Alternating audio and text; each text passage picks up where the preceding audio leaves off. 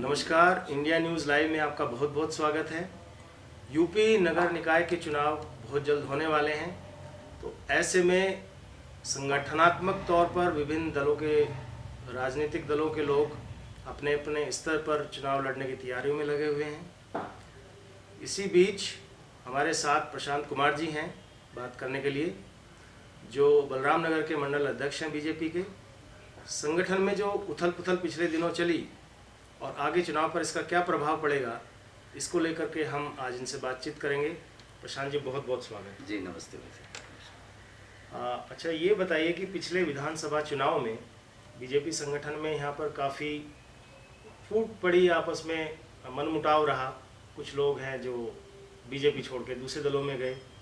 इससे आने वाले चुनाव में आपको क्या लगता है, नगर निकाय के चुनाव में क्या प्रभाव पड़ने वाला है? इसका कोई प्रभाव नहीं पड़ेगा। हमारा संगठनात्मक रूप से भारतीय जनता पार्टी बहुत ही मजबूत है। कार्यकर्ता नए नए जुड़ते रहते हैं। कुछ कार्यकर्ता जो हमारे विचारधाराओं से मेल नहीं खाते हैं वो दूसरी पार्टियों में चले जाते हैं, या उनकी इच्छा आकांक्षाएं पूरी नहीं होती तो दूसरे में चले जाते हैं और नए नए जुड़ते चले जाते हैं। ये विश्व की सबसे बड़ी पार्टी है और एक विचारधारा की पार्टी है। इससे एक दो लोगों के जाने से पार्टी पर कोई असर नहीं पड़ता है, जिसका आपने प्रमाण देखा भी होगा।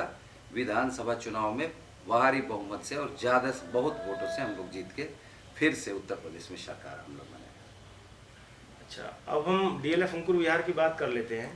तो आप तो काफ़ी लंबे समय से यहाँ पर हैं। जी जी। तो पहले के समय में और अब के समय में जब यहाँ बीजेपी के सभासद रहे, जी तो क्या बदलाव आप अपनी तरफ से मानते हैं यहाँ पर बदलाव हुए? जी जी, मैं तो 2001 से यहाँ पे निवास कर रहा हूँ और पहले तो बस यहाँ पे हमारे पास बस्ता आ जाता था और मैं यहाँ लग जाता था। 2016 में मुझे मंडल अध्यक्ष बनाया गया लोनी में। उस समय हमारे पास 19 वार्ड थे देखने के लिए और अब थोड़ा सा मंडल छोटा किया गया है, अब कम वार्ड है मेरे पास। जहाँ तक वार्ड की बात है तो पहले तो यहाँ कुछ होता ही नहीं था। हम लोग एक एक गली बनाने के लिए दौड़ते भागते रहते हैं, लेकिन जो पिछला कार्यकाल रहा 5 साल का, जिसमें हमारी सभासद निशा सिंह जी थी जो मंडल हमारे जिले की उपाध्यक्षा भी थी, अच्छा कार्यकाल रहा। बहुत कार्य हुआ यहाँ पे। वो हमारे भाजपा के उस समय मनोज धामा जी हमारे चेयरमैन थे और अच्छा कार्य हुआ और आप लोगों को भी दिखाई भी दे रहा होगा। सड़कें बहुत अच्छी बनी। विधायक नंद किशोर गुर्जर जी के सहयोग से भी बहुत सड़कें बनी। फिर आप पुस्ता रोड देख रहे हैं ऊपर से, जहाँ से हमारी एंट्री होती है, तो वहाँ भी जनरल वीके सिंह जी के सहयोग से बहुत अच्छे चौड़ी चौड़ी सड़कें, और अभी तो हाईवे भी बन रहा है, आप देख भी रहे होंगे। पहले यहाँ कूड़े की गाड़ियाँ नहीं आती थी कूड़ा उठाने के लिए, अब तो घर घर डेली वो आप देखते होंगे कूड़ा उठाने की गाड़ी आ रही है, सफाई कर्मचारी आ रहे हैं। तो लगातार बदलाव है, बदलाव ही बदलाव। लेकिन कुछ लोग पर ये आरोप लग रहे हैं, मैं मंडल अध्यक्ष के तौर पर आपको जानना चाहता हूँ क्योंकि आप संगठन से जुड़े हुए हैं। जी जी। लोग कह रहे हैं कि बीजेपी के लोग इस क्षेत्र में उगाही कर रहे हैं। राजनीति में ये तो चलता रहता है, आरोप प्रत्यारोप। ये तो नहीं हो तो फिर काम कैसे चलेगा? राजनीति है, एक दूसरे के ऊपर आरोप लगाते हैं, एक दूसरे का कद नीचा करना चाहते हैं कि कद नीचा होगा तो मेरा सर ऊपर होगा। लेकिन ऐसी बात नहीं है। एक आध घटनाएं होती होंगी, वो होती भी है, समाज में तो ऐसी है, उसको देखा जाएगा और सुधारने का प्रयास किया जाएगा। अच्छा, दूसरा हम डीएलएफ की अगर बात करें, यहाँ पर समस्याएं ठीक है, पहले से बदलाव है, लेकिन अभी भी विकास जो है वो ऊँट के मुंह में जीरा जैसे आप समझ लीजिए। यहाँ पर सीवर की समस्या, जो खाली प्लॉट हैं उनमें कूड़े की समस्या, बिजली के वायर्स इधर से उधर यहाँ पर पड़े हुए हैं, आवारा जानवर यहाँ पर घूम रहे हैं जिनसे लोग चोटिल हो रहे हैं। इसके बारे में कब कोई सभासद आए, बीजेपी का कोई आएगा, इस पर काम होगा, कब होगा? जी जी, समस्याएं हैं, इसमें कोई दो राय नहीं। जितना होना चाहिए उतना कार्य नहीं हो पाया। समस्याएं बहुत हैं, गंदगी है, कूड़े उठे हैं, लेकिन इससे और तेज करना पड़ेगा। क्योंकि जितनी हमारी ये वार्ड की कैपेसिटी थी, जहाँ तक मैं सिर्फ डीएलएफ की बात करूँ तो यहाँ सिर्फ 1236 परिवार के रहने की व्यवस्था थी, और आज यहाँ पर देखा जाए तो कम से कम 20,000 से ऊपर परिवार की। तो जितनी सुविधाएं चाहिए वो सुविधाएं अभी हम लोग नहीं ले पाए हैं। ये तो बस थोड़ा सा ये हो गया कि कुछ सड़कें बना लिए। अभी तो आप देखिए कि पार्क भी लोग अपने सहयोग से ही कर रहे हैं, पार्क का भी निर्माण करना बाकी है। सफाई जितनी हो रही है उससे डबल करेंगे, तब जाके ये समस्याएं निदान होंगे। और लोगों की भागीदारी भी चाहिए। एक व्यक्ति विशेष के करने से नहीं होगा कि सभासद आएगा और वो सफाई करेगा, ऐसा नहीं हो पाएगा। सबका सहयोग चाहिए, सब सहयोग करेंगे तो हो जाएगा। जहाँ तक बिजली की बात आपने कहा, बिजली जो पुराने लोग हैं वो जानते होंगे कि 2011 बिजली घर बनने से पहले सिर्फ यहाँ 4 घंटे 5 घंटे बिजली आती थी। बिजली कहाँ से आती थी? सबसे पहले मोहन नगर से आती थी। फिर हम लोग लड़ाई लड़ते गए कि बिजली घर यहाँ बनाने के लिए, बिजली कंपनी वाले मांगते थे कि आप मुफ्त में ज़मीन दीजिए। नगर पालिका में जाते थे तो वहाँ होता था कि 70 लाख रुपए दीजिए। बताइए 70 लाख रुपए कहाँ से आते? यहाँ से लोग पलायन कर जाते थे, रात में शिफ्ट होते थे, सुबह भाग जाते थे। 2 समस्याएं थी, बदमाशों की समस्या थी अलग, बिजली की समस्या थी अलग। अब जब डॉक्टर विनोद बंसल चेयरमैन थे, उनसे हम लोगों ने निवेदन करके 2009 में 3000 स्क्वायर मीटर ज़मीन, आप जहाँ भी वर्तमान में बिजली घर है उसको फ्री में हम लोग ज़मीन लेके आए, वहाँ बिजली घर बना। तब जाके यहाँ बिजली की व्यवस्था हुई, तब ये बिल्डिंगें बनने लगी और बिजली सुचारू रूप से मिलने लगा।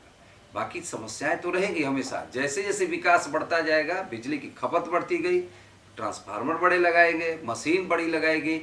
और दूसरा बात, एक वार्ड में या एक मोहल्ले में 2 बिजली घर तो कहीं मिलेगा ही नहीं, पूरे उत्तर प्रदेश में नहीं मिलेगा। लेकिन हमारे यहाँ DLF पे एक और बिजली घर हम लोगों को ले आए 2015-16 में।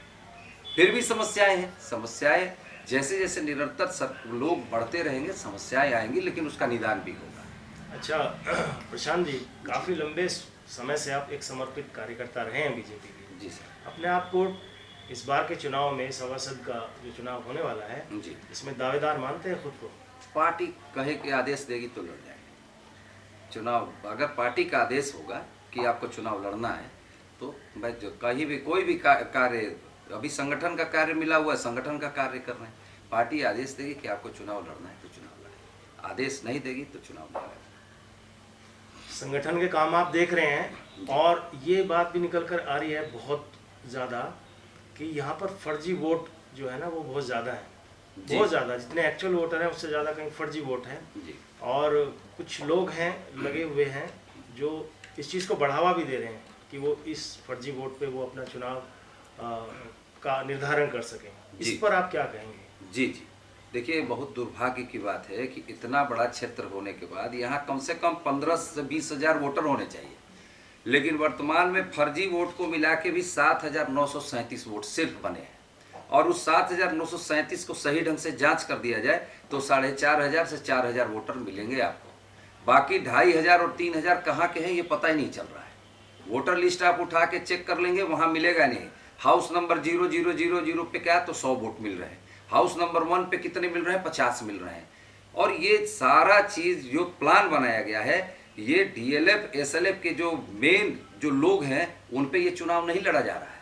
ये आसपास की जो अवैध कॉलोनियाँ बनी हुई हैं उसमें इन लोग को वोटर लिस्ट में नाम डाल के, ये बाहर के लोग हैं, ये कुछ करावल नगर के लोग हैं, कुछ कह रहे हैं कि कहीं और के लोग हैं।